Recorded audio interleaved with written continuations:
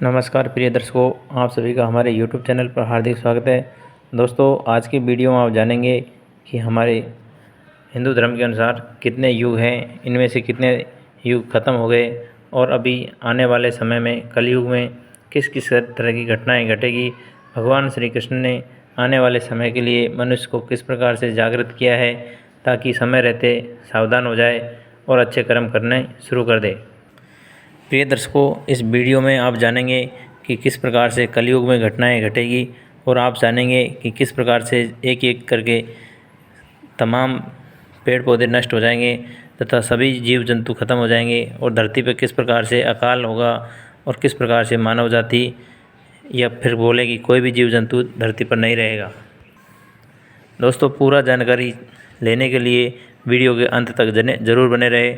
अब मैं वीडियो शुरू करता हूँ। प्रिय दर्शकों, आप सभी जानते हैं कि 4 युग होते हैं, एक सतयुग, एक त्रेता, एक द्वापर और एक कलयुग। प्रिय दर्शकों, सतयुग में 100% अर्थात 100% पुण्य हुआ करता था। उस समय धर्म के 4 पग होते थे। मनुष्य की लंबाई 32 फीट या फिर बोले 21 हाथ होती थी। प्रिय दर्शकों, इस युग में राजा हरिश्चंद्र, जिसका कथा आप सभी लोग जानते होंगे, जिन्होंने अपने सत्य के बल पर आज भी ऐसा नाम अमर कर गए कि हमारे लिए उदाहरण पेश कर गए। कोई भी कहता है कि आप बड़े सती राजा हरिश्चंद्र हो, जो आप सच्चाई बोलते होंगे। दोस्तों, राजा हरिश्चंद्र की कहानी बड़ी अजीब व गरीब थी, जिसने अपने सत्य के ऊपर अपने परिवार को कुर्बान कर दिया और ख़ुद भी कुर्बान हो गए। ऐसे थे राजा हरिश्चंद्र, जिन्होंने सतयुग में आकर जन्म लिया। अब आता हूँ त्रेता युग। प्रिय दर्शकों, यहाँ पर 75% पुण्य होते हैं तथा 25% पाप होते थे। इस युग में मनुष्य की लंबाई 21 फीट तथा बोले तो 14 हाथ होती थी। इस युग में भगवान श्री हरि ने वामन का अवतार लिया, जिसमें राजा बलि एक हुए थे, जिनको बहुत ज़्यादा दान देने पर घमंड हो गया था। श्री हरि ने राजा बलि का घमंड तोड़ने के लिए वामन के रूप में अवतार लिया और 3 पग भूमि मांगी।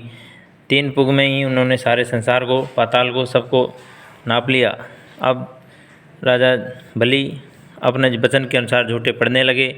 उन्होंने अंत में अपना सर नीचा कर दिया, तो राजा बलि ने उनको पाताल लोक में, भगवान हरि ने उनको पाताल लोक में पहुंचा दिया। दूसरे भगवान श्री राम, जो कि दशरथ पुत्र थे, इन्होंने भी इस धरती पर त्रेता युग में आकर राक्षस राज रावण को ख़त्म किया, जिन्होंने सीता माता का अपहरण किया था। आगे दर्शकों, द्वापर का युग आता है। इसमें धर्म के 2 ही पग रह जाते हैं। इस युग में मनुष्य की लंबाई 11 फीट या बोले तो 7 हाथ होती थी।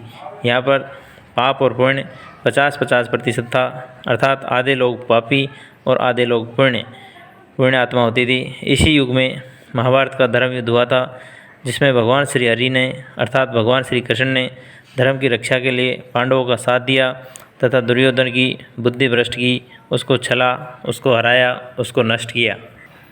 अब आते हैं प्रिय दर्शकों कलयुग के ऊपर, जिसमें 25% पुण्य है तथा 75% पाप है।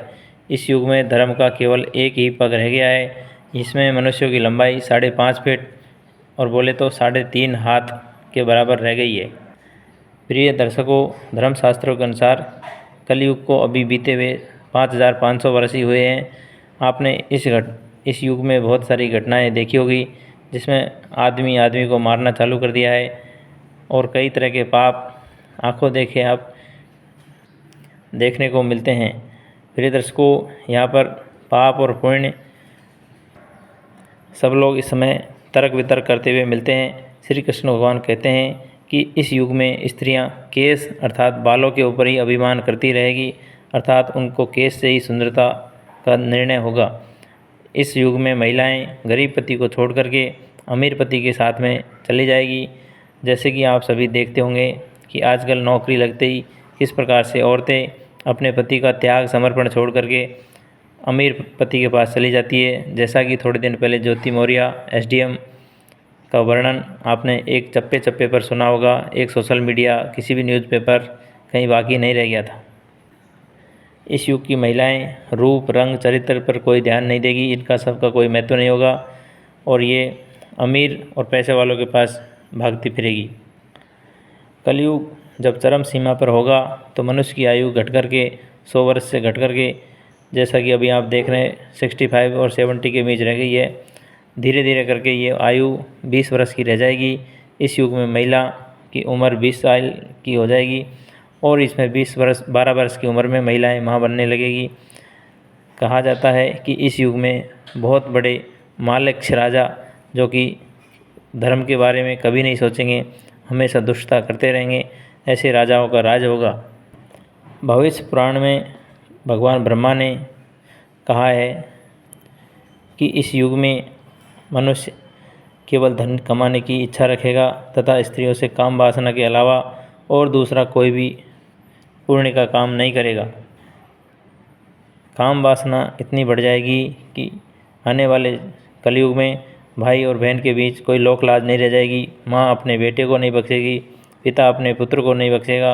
इस प्रकार से बिल्कुल अंधकार छा जाएगा। मनुष्य इतना दुराचारी तथा काम वासना में अंधा हो जाएगा कि उसको पाप पुण्य का तो सोचने का समय ही नहीं रह जाएगा। वो सोचेगा कि 5 मिनट का यदि सुख मिलता है तो ले लिया जाए, उसके लिए कितना ही बड़ा पाप करना पड़े। और दोस्तों, भविष्य पुराण में भगवान ब्रह्मा ने ऐसा लिखा है कि धीरे धीरे आने वाले समय में अकाल पड़ेगा, आदमी दाने दाने को मोहताज हो जाएगा और आदमी आकाश की तरफ देखता रह जाएगा कि कब बारिश होगी, कब दाना मिलेगा। लोग नंगे भूखे मरने लगेंगे, मनुष्य जीव जंतुओं को मार कर खाएगा तथा जैसे पहले होता था उसी तरह से पेड़ों की छाल से अपने तन को ढकेगा। धीरे धीरे जब जीव जंतु खत्म हो जाएंगे तो मनुष्य को मारकर खाने लगेगा।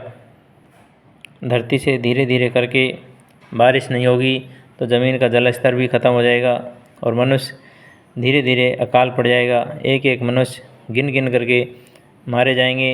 धरती पर एक एक पेड़ पौधा ऐसे नष्ट हो जाएगा जैसे कि यहाँ कुछ था ही नहीं और सारे जीव जंतु खत्म हो जाएंगे, पेड़ पौधे खत्म हो जाएंगे, दूर दूर तक आपको वीरान ही वीरान दिखेगा।